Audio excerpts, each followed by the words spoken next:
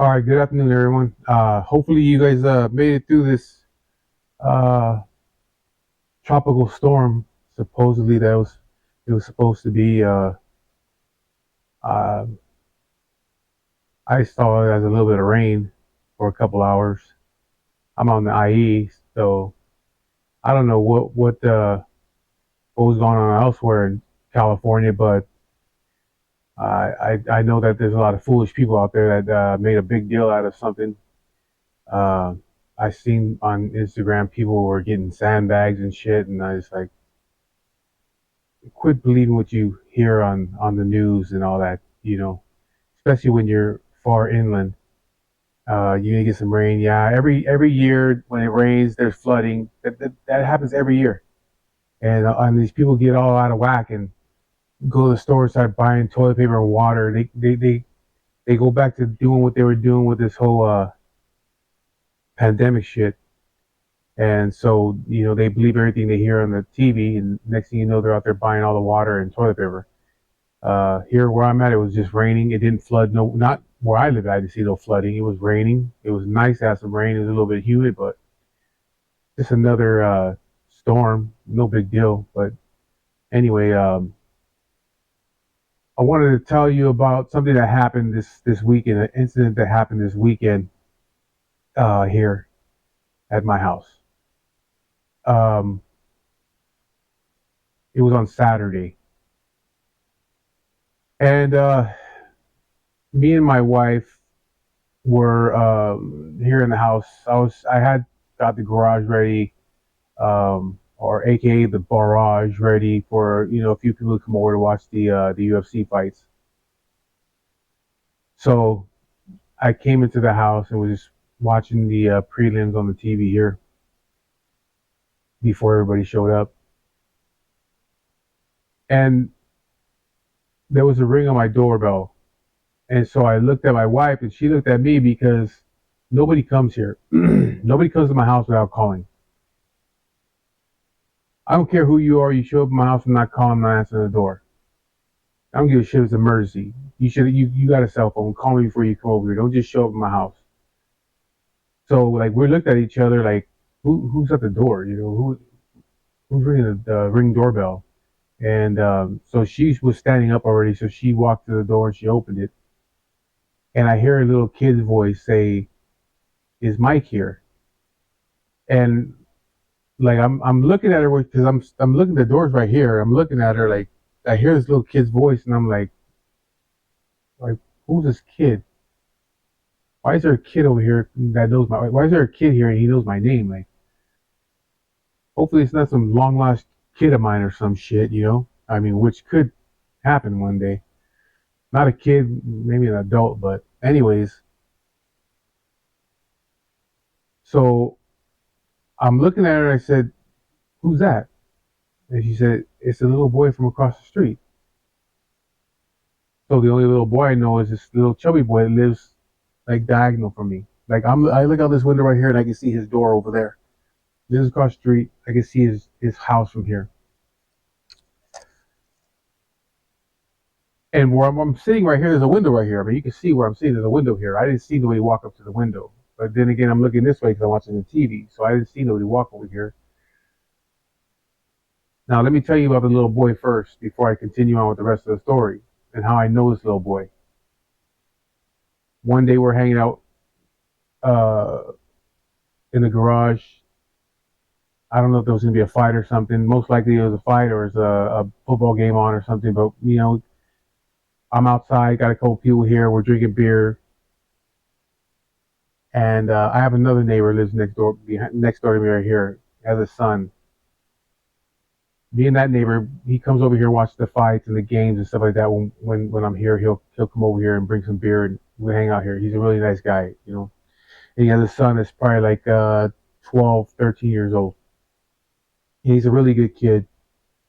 Um, we call him Curly Sue because the other day he was here and they were saying, oh, he looks like Napoleon Dynamite. He looks like a little Mexican Napoleon Dynamite. But I started calling him Curly Sue because he has like a little fro, curly hair. So, and one day we even asked him, "Hey, you want us to call you by your real name, or you want us to call you Curly Sue?" And he said, no, call me Curly Sue. So that's his nickname. Everybody knows him as Curly Sue. But anyways, he came over here one day. He was riding his I think he was riding his bike around or skateboard right here in the driveway.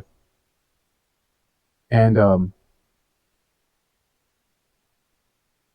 have a big screen for my garage door. I have a 2-car garage and I have a big screen that keeps the flies and shit out. So I put the screen up, and so we're sitting inside the garage, and Curly Sue comes in, and his dad was home, but sometimes his dad's not always out here when we're here. Sometimes he'll just come over here. If he knows we're out here with the garage open, he'll come in here, and I have like snacks in the garage, so my friends, when they come here, they don't go into my house and start looking through the cupboards and shit. Or if they ask for something, it's already out there. There's chips and corn nuts and sunflower seeds, bags of stuff inside the garage for them to eat. I have a shelf in there for them. So he comes in, and I tell him, hey, Curtis, you want some chips or whatever? So he gets whatever he wants, or just hanging out. And then I notice there's a little boy standing there, a little chubby boy standing there outside the garage next to the wall. He's standing right there, and he's just looking in. And I asked the neighbor's kid. I said, "Who's that?" And he's a little chubby boy, little chubby boy. And I told the neighbor's kid, I said, "Hey, Curtis, who's the little husky honey out there? Who's the little boy?" And and he's like, "Oh, that's he lives across the street." So I tell the little kid, I say, "Hey, you want to come in here? You can come in. You don't have to stand outside." And so he says, "Yeah, thank you." And he comes in. I said, "Sit down if you want. You want some chips or a soda?" Yeah. So he gets what he wants, gets a soda from the refrigerator. And I said, "You live here?" I never seen you here before. He says, "Yeah, I live right across the street over there." I said, "Okay, who you live over there with?" He says, "My mom and my dad." I said, "Oh." I said, "Well, I've never seen you here before. Never seen you guys around here." And he's like, "Yeah, they don't come outside much. They stay in the house." I said, "Well, I never see you out here. And I see the kids that hang out here, and you're never out here. So this is the first I've ever seen you. So how long you been here?" He's like, I think he said they had been here like a year already. So I was just like wondering, like, why I hadn't seen this kid out here before? If he's been here that long, I've never seen him. I've never seen anybody at his house. They have a garage, but it's on the backside. So maybe that's the reason why. Maybe they come in and out of the garage, and so we don't see them. They don't come out the front door right here. Because like that's like with me. I have my front door right here, but I hardly ever use it. I usually go out the garage. So I'm thinking, oh, maybe that's why we don't know who they are. They don't hang out in the front. They go out to the back way. So whatever, he was hanging out here. Um, really nice kid, really polite. Thank you, no thank you, please, all that. Really nice kid. So they're here. They're in the garage. They're doing their thing right there at the table, talking with each other. We're all hanging out watching the TV or whatever. And I said, "Hey, man," I told the little boy, I said, "Hey, you think you should go tell your parents that you're right here? That way they know where you're at." And he's like, "No, I don't have to tell them. They don't really care." And I said, "They like, what do you mean they don't care? They don't care where you're at?" He's like, "No, they don't really care." I said, "All right." And then he just starts talking, and he starts telling me, that his mom and dad, they used to be on drugs, and I think they moved from San Bernardino area, but they used to be on drugs and all kinds of shit. So I'm like, oh, okay. And that was that. They hung out here for a little while. He has his little cell phone, and they were fucking around with their phones in the garage while we're all drinking and watching TV, watching the fights. Later on, he goes home. He goes, he's here for like an hour maybe. He goes across the street, goes back home. About a week later, we have the garage open again, and here they both come. They're out there messing around outside. They come, they see the garage open, they come over here, and he's hanging out here. And again, nobody looks for him. I don't never seen the parents. They don't look for him. Nothing. And I think to myself, like, hey, man, if I was a little 11-year-old kid, and he's outside down here for a little while. I mean, I understand they're outside playing, but I'm gonna go out there and check and make sure that everything's okay. Or now you have cell phones, so you can call your kid. Little boy has a cell phone, so they can call him like, hey, where you at? Are you okay? But again, he's just out here. He's hanging out right here in the garage, and we, when that garage is open, there's people got their bikes parked out there in front of the garage, and we're out. We got the music on, we're drinking and shit like that. If they open their front door, they can see my garage. They can see we're all out here. But nobody checks on this kid. Again, I don't see the parents. Never seen them. So then that's that. He goes back home, and that's the second time that I seen this little kid. The first time I saw him was probably like 2.5, 3 months ago. The first time. The second time was like a week later. So it was like 2 months ago, the first time, and then a week later, maybe 2 weeks later, I saw him again. He was back over here hanging out with the other kid. And then I didn't see him no more. I didn't see him no more at all. So Curly Sue was over here a couple weeks ago. I had the garage open. He comes over. He's riding his electric scooter in the driveway, and I say, and he's right here. He stopped right here, and I say, hey, Curly Sue, where's your little chubby friend at? And he's like, oh, I don't hang with him no more. I said, why not? I can't remember what he told me, but he's like, yeah, I don't hang out with that guy no more. I said, oh, okay. But again, I don't see the kid no more. So I don't know if he's still there or what. So then we come to this weekend. I hear a little boy's voice say, is Mike here? So I'm like, what the fuck is going on? My wife says, the little boy from across the street. So I get up and I go to the door and I go, hey, what's up, man? And I see he has a piece of paper in his hand. It's a pink colored sticky note. He has it in his hand. And he has tears in his eyes. He's not crying, but you can see his eyes are really watery. And I said, what's going on, man? And says, sorry to bother you, Mike. Is it okay that I use your cell phone to call my aunt and uncle? And I opened my metal security door and I opened it up. I said, yeah, what's wrong?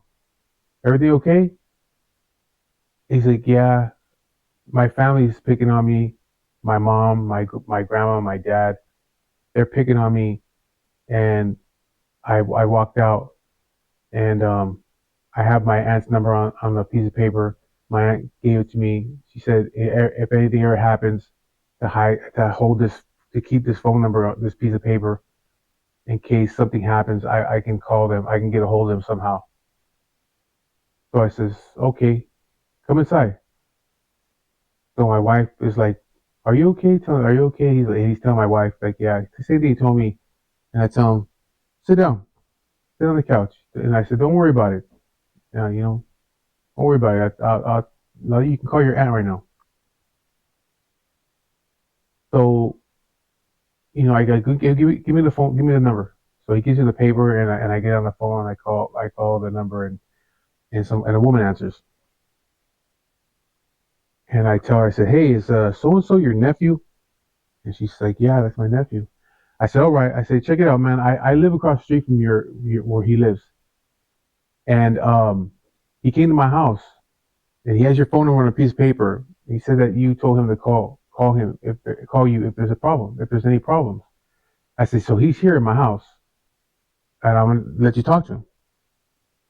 She said, okay. So I give him the phone, and he's telling her, yeah, they're all picking on me, all of them, and they're just saying things to me, and they're being mean to me, and blah blah blah whatever. And I don't have my phone because they took it, so I couldn't call you, but I have the paper, and so I came across the street to the neighbor's house. So she's talking to him for a couple of minutes, and then they hang up. And so I'm like, okay, I don't know what the hell's going on. I don't know what she's telling him. I don't know if she's telling him like, hey, go home, you know. Um,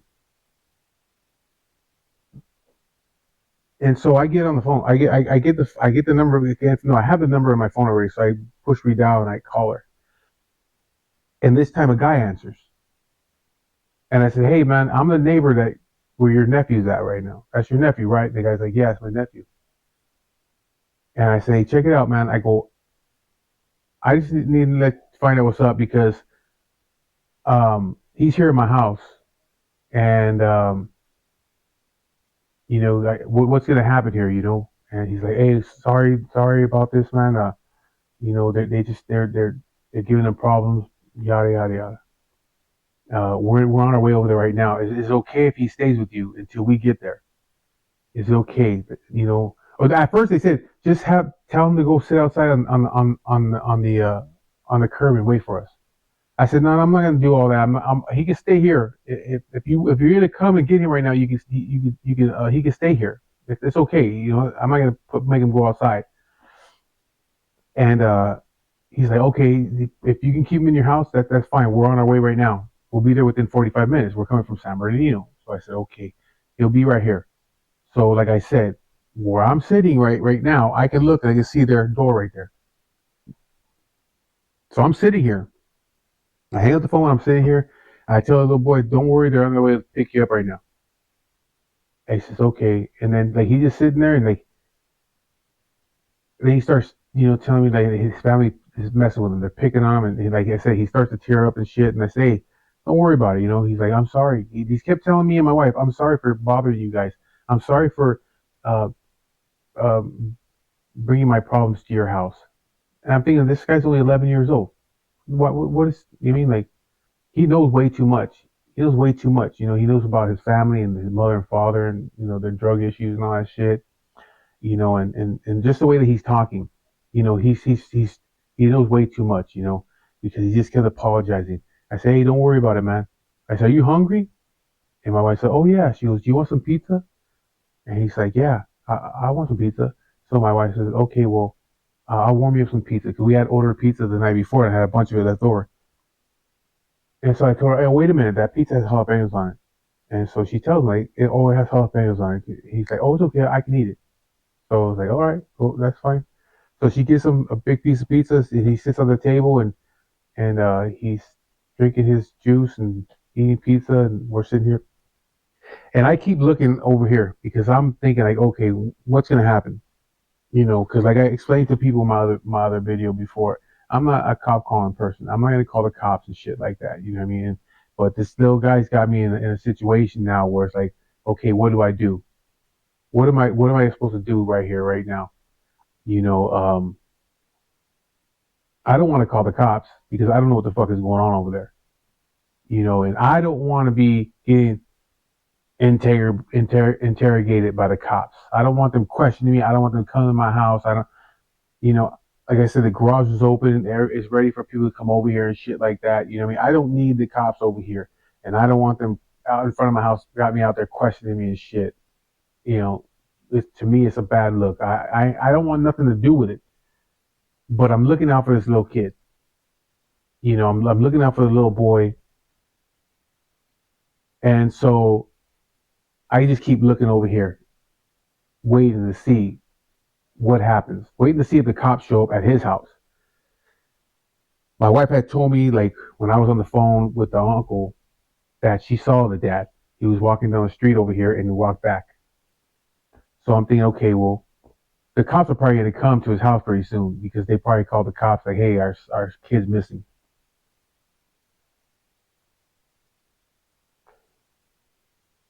So that's why I keep looking over there because in my mind, I'm just trying to figure out what I'm going to do. If the cops show up at his house, I ain't got no other choice but to take the little boy. Like, come on, let's go over there. You'll be all right now. You know, you can. But then again, I don't want to be involved. But I already know now it's kind of like too late. That if that is to happen, and I take him across the street, they're gonna question me. and want to know what the fuck is going on. And I don't want to be involved. So in my mind, I'm kind of hoping, I hope the family gets here before the police get here so I ain't got to deal with it, Because that's the one thing that I told the guy on the phone when I was talking. I said, look, man, I don't want to deal with all this shit, really. You know what I mean? I'm helping your nephew out. That's it. I don't want to be involved with the police and all that stuff, though. You know what I mean? So just don't involve me in that. And he's like, no, no, no, don't worry about it, man. It's all good. We're on the way over there. Okay. So again, I'm just watching. I keep watching. So yeah, it takes them almost an hour before they get here. During that time, the cops never show up here. So I'm thinking in my mind, like, if I have an 11-year-old boy and he's missing, I'm calling the cops to find out, hey, can you help me? My son's missing. But no, they don't. I guess the dad just went in the house and that was it. Didn't call the police because for a kid, if an 11-year-old kid is missing, the cops will show up right away. If you have adult problems, they might show up 2 hours later. But when it comes to a kid, the cops are going to show up right away.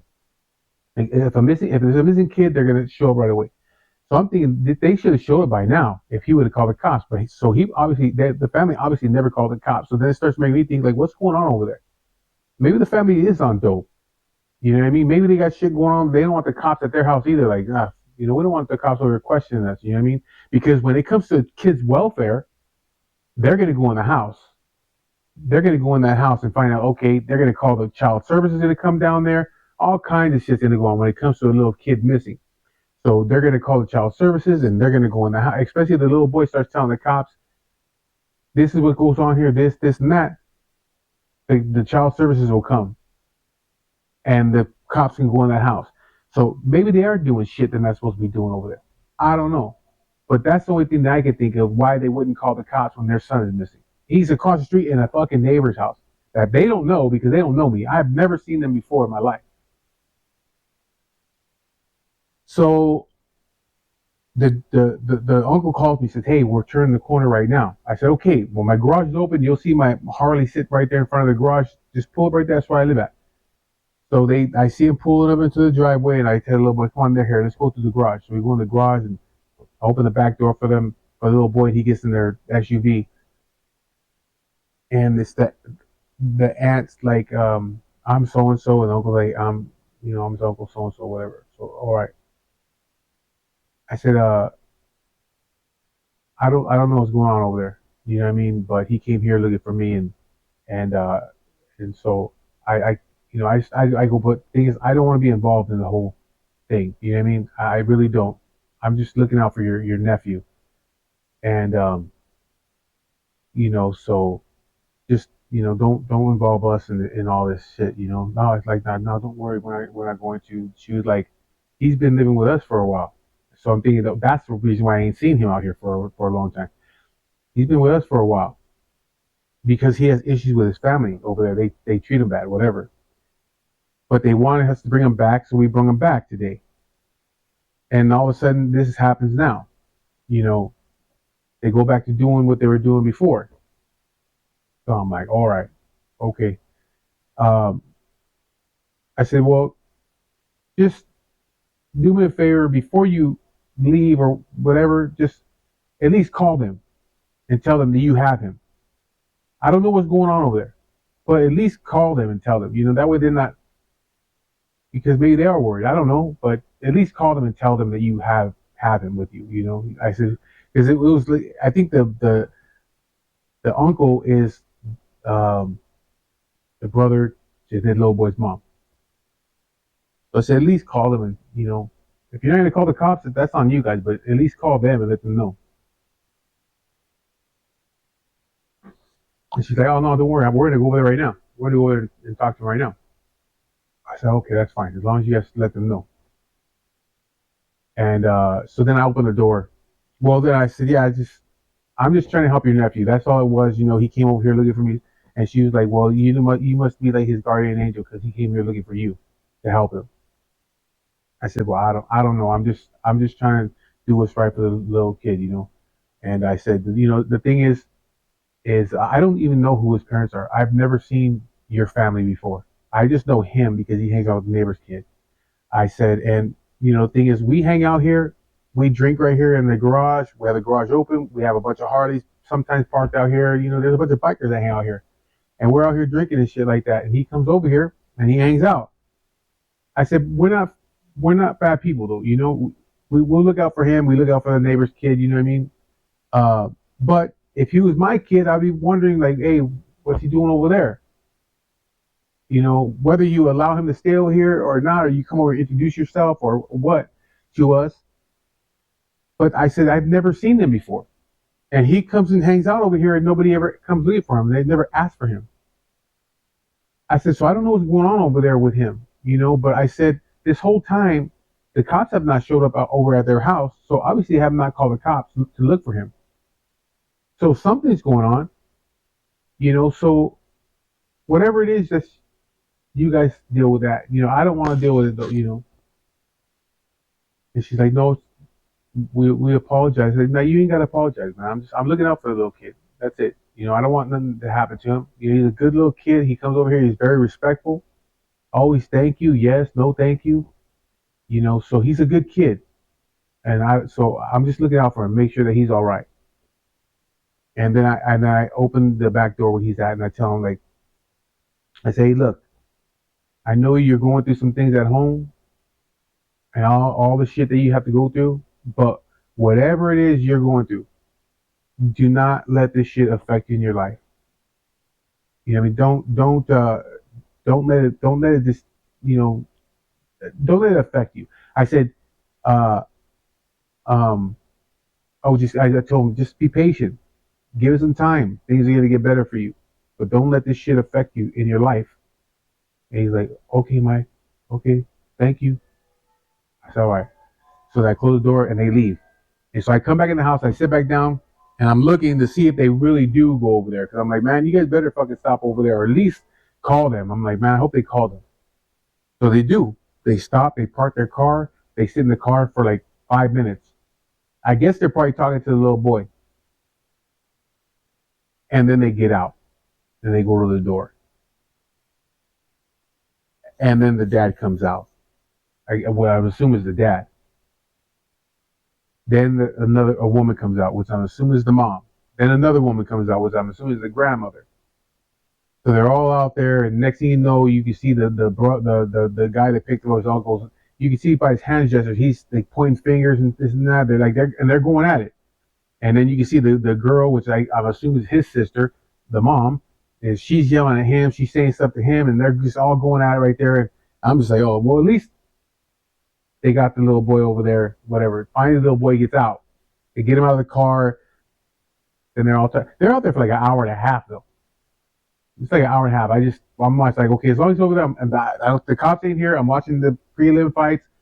I look over there. They're still out there. Okay, cool. And then I had glanced over there again about an hour and a half later, and they're all like, now they're all calm. They're like, you could just tell that they calm down. They're just talking to each other and shit like that. And then they all just go in the house, all of them. The whole fucking family goes in the house. So I don't know what happened with the kid. I don't know. I didn't see after that. I didn't see what happened. If they took the kid with them, they left him there. I haven't seen him. That happened on Saturday. I haven't seen him. But then again, I didn't used to see him before. He would always be in the house. He would never really come out.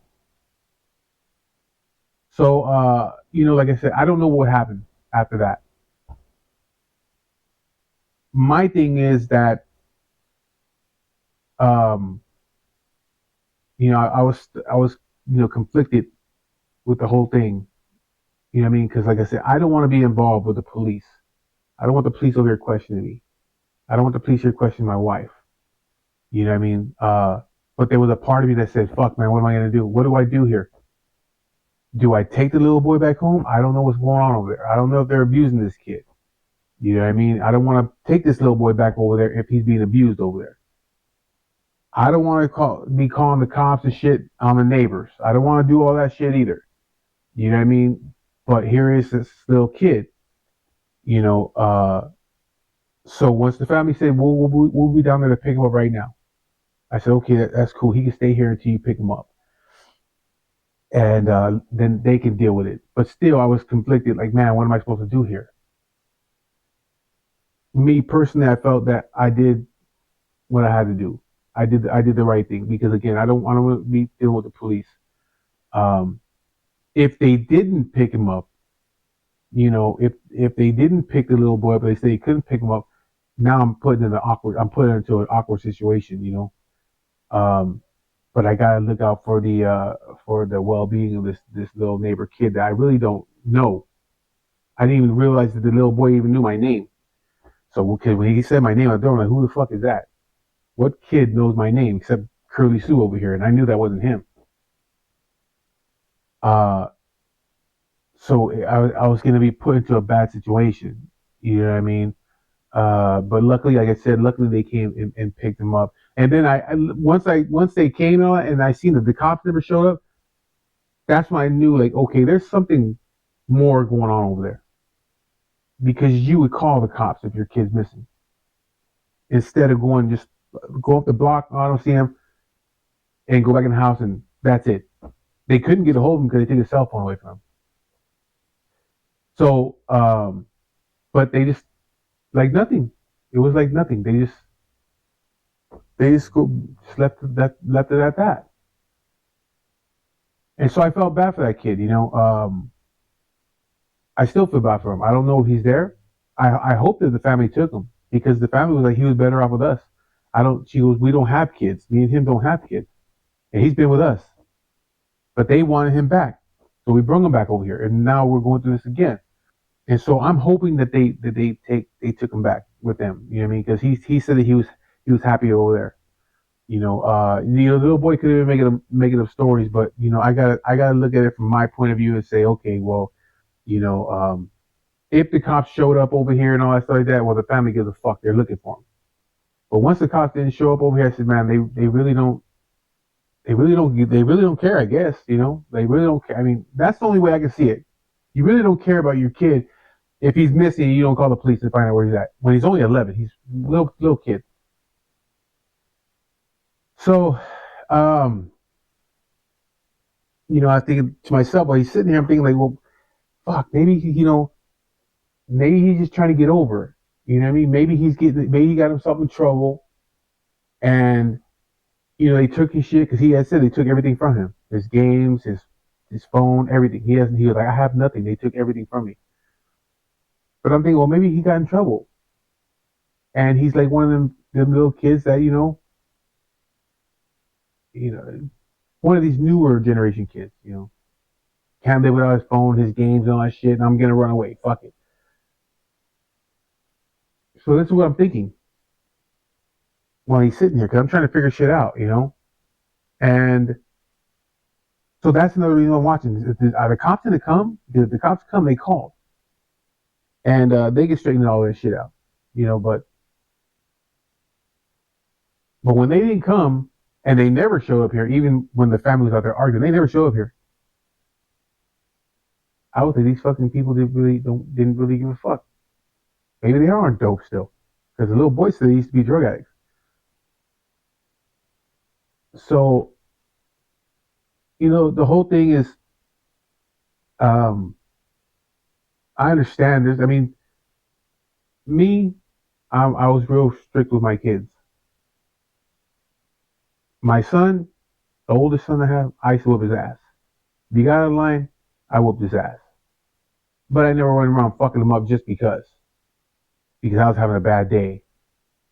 He had to do something for me to whoop his ass. And when I say whoop his ass, I don't mean abusively. The other kids never had hit them. I was more, since they're real little, I kind of raised them, to be afraid of me when it came to getting in trouble. Don't get in trouble. I used to threaten them, but I never had to really hit them. I think I hit my youngest son once, and that's because I was laying on the couch and he came around the back of the couch because he was mad at me for something. He was little, probably like 4 or 5 years old. And he went around the back of the couch, he had a belt, and he swung it over the couch. And I was laying on the couch, and he hit me right in the face with a buckle. So I got up and I fucking tore into him. But that was the only time. That was the only time. I've never had to hit my daughters. Um, but I knew I put it in their head that I would. I always put that shit in their head that I would fuck up and I'm gonna hit you. But I never had to. So it was a thing with fear. Just put that fear in them. Um, but I do understand that. I mean, I'm a firm believer in hit your fucking kids if you have to. If they act up, you get what you get. All this stand in the corner shit, I've never believed in it. I never believed in that stand in the corner shit. Even though I used to do that shit to my kids, not stand them in the corner, but I would make them stand there against the wall with their hands straight out to their side, up in the air, like that. And I would make them stand there. And I'm not talking about like for 2-3 minutes. I would sit and watch TV, and they would stand right there, and I would put your arms up, don't let them down. And they would stand there for like an hour sometimes. And they would get there crying and crying. Their arms are hurting. Like, well, so you shouldn't have got in trouble. Um, that works for me. I didn't have to hit them. If they had to stand there next to that wall, they already knew that if they had to stand next to that wall, it wasn't for 5 minutes. You're going to be there for at least an hour with your arms out like that. But that's just the way that I was doing things. So, but again, I'm not like these people like, oh, don't touch your kids and all that shit. If you have to whoop your kids' ass because they're acting up, do it. But there's a difference between disciplining them because they do something wrong and abusing your kids. I don't think you should be abusing your kids. If they do something wrong, you gotta get into them. That's their fault. Um, but if you're just having a bad day and you take it out on your kids, well, then you're just a fucked up person. You know what I mean? If you're a fucking alcoholic and you're doing shit, you're beating on your kids, well, you're a fucked up person.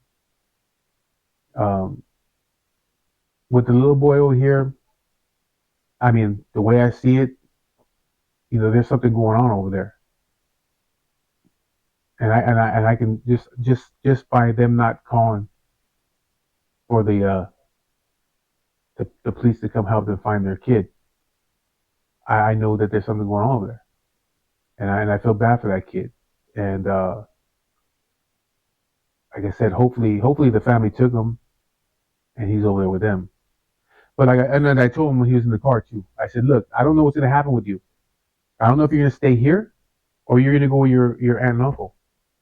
But if you stay here and anything happens, you know where I'm at. I won't let anything happen to you. If something's going on over there and you need me to help you, then you know where I'm at. Come over here. Don't be afraid. I don't care what time it is. Don't worry about it. Come over here and knock on my door. And I'll make sure. I told him I'll make sure you're okay. Don't be afraid though. And he says, okay, thank you, Mike. And then the family was like, they were thanking me that I looked out for the little kid. But again, like I said, I was conflicted with the whole situation. Even after it was over with, when everybody left here, and me and my wife went upstairs, and she went upstairs, she passed out because she drank a little too much, and I went upstairs and I was just laying in the bed, and I just thought I was just thinking about the whole situation, like, did I do well? I know I did the right thing, but I guess it's more of if they didn't come, what was I gonna do? You know what I mean? Like, I'm thinking to myself, like, fuck, man, I'll be put in a bad situation. I'm gonna be put in a bad situation. I just, to me, it's a bad situation. I mean, because the cops now are coming over here. What goes on over there has now brought itself over here. The problem over there brought this problem here. Not the little boy. I don't blame the little boy. It's not his fault. It's his fucked up family's fault. So they bring their fucking problems over here. So now I have a fucking problem. And I'm going to have a problem with him because you caused your fucking problems to come to my house.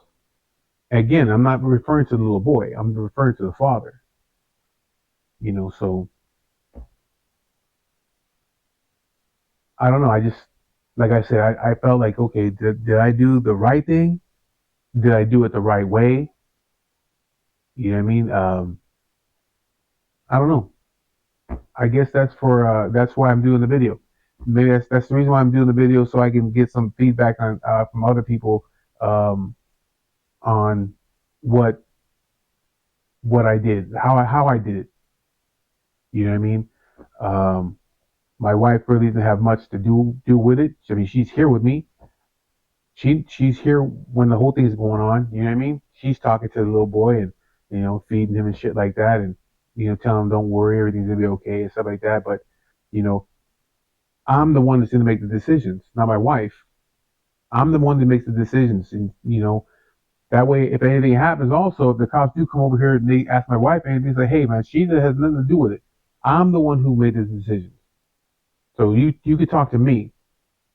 I'm the one who made the decision to keep the little boy in the house, and because I don't know what's going on over there. I don't know what kind of situation I'll put that little kid back into. So I just feel that this is the best thing for me to do is call the family. They sit in and pick him up. I said, okay, I'm not going to make him sit outside and wait for you. He can stay here at my house. And we fed him while he was here waiting. And when they came, they took him. You know what I mean? I just felt that I did what I was the right thing for me to do. Um, what was best for that little kid. So yeah, I mean that's the point of the video though. Is like to get some feedback on what I mean. People's opinion, you know, uh, not to be a dick or anything, but I would like the feedback of it, but there might be people like, no, I would have did this, you should have did it, but you were in the situation, you know what I mean?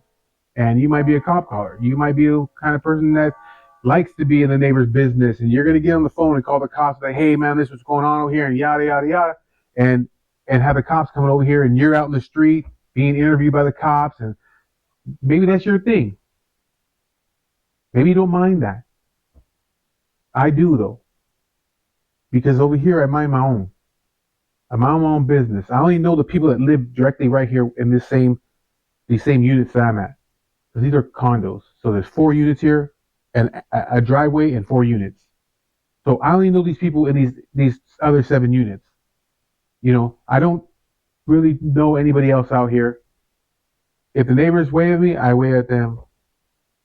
But I don't know these people right here. I live in a cul-de-sac and I don't know them. I've been here 8 years. I don't know them. I don't talk to them. I don't want to talk to them. I don't want to have nothing to do with anybody else over here because I don't want them in my business and I don't want to be involved in their shit. So, like I said, I only know these people and the people in this unit over here across the driveway. I know who they are. I know only the girl across the way here. I know her name. I know her neighbor and his wife and their 2 kids. The lady next to him, I know who she is. I don't know her name. She's been by here a couple of times, dropped her little church flyers, invited me and her wife to her church, and all right, thank you. And then the Faisal dude and his wife over there, don't talk to them either. It's these 4 units right where I'm at is where I know the people that actually talk to them, and it's my boy Ruben, my partner that works at the restaurant across the way over here, and my partner that has the little boy Curly Sue. I know these people. The only people that I conversate with really. I just stick to my own. Like I said, I've been here 8 years. I don't know these people on this cul-de-sac. I don't deal with them. Uh, but again, I felt I was just looking out for the little kid, and I just didn't want nothing to happen to him. So um, I just felt I did what I felt I did what was the right thing for me to do. I'm just glad it worked out the way it did. I'm glad they picked him up.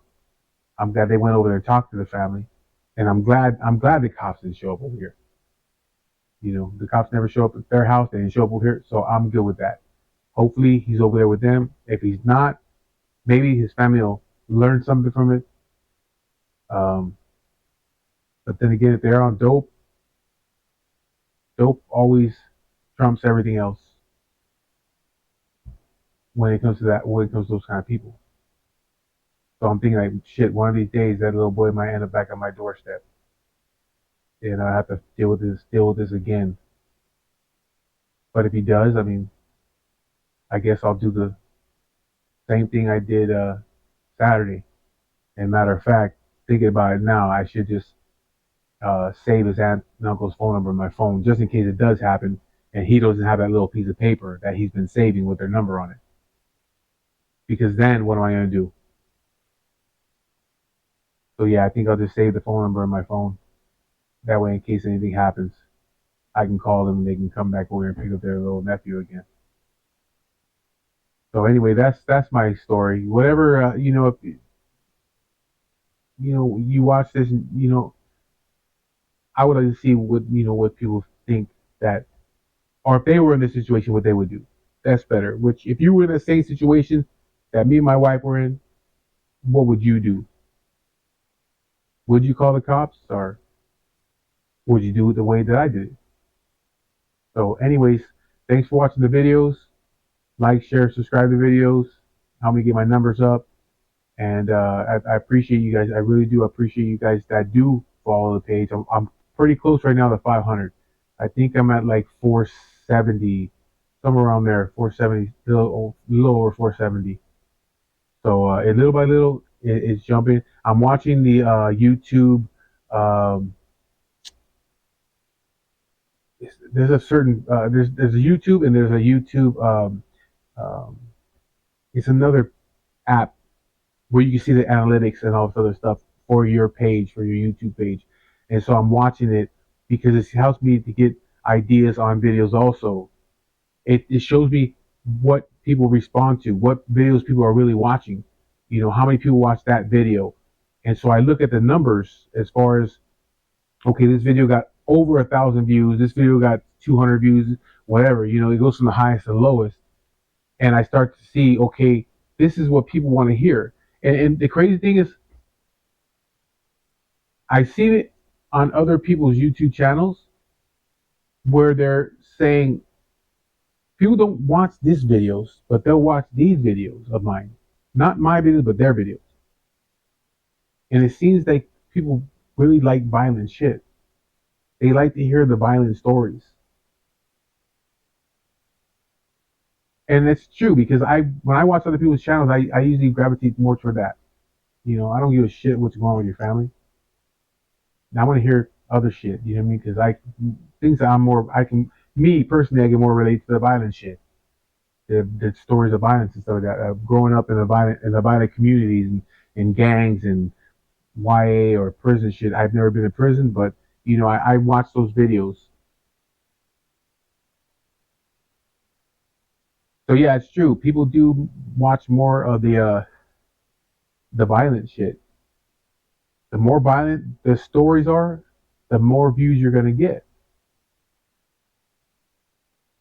I don't want to constantly tell those kind of stories. You know what I mean? I mean, I have a lot of them, but I don't want people to think that I'm trying to fucking glamorize that kind of shit.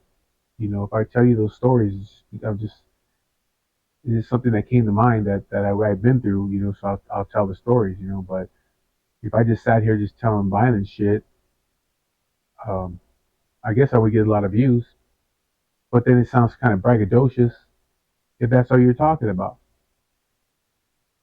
So anyways, like I said, thank you for watching the videos. Like, share, and subscribe to the videos, and see what the next one is. See what stories I tell you on the next one. I'm still trying to figure that out right now. I have a couple that I want to talk about, but I just haven't talked about it yet. Just debating. Um, but anyways, I'll talk to you guys later. Thanks.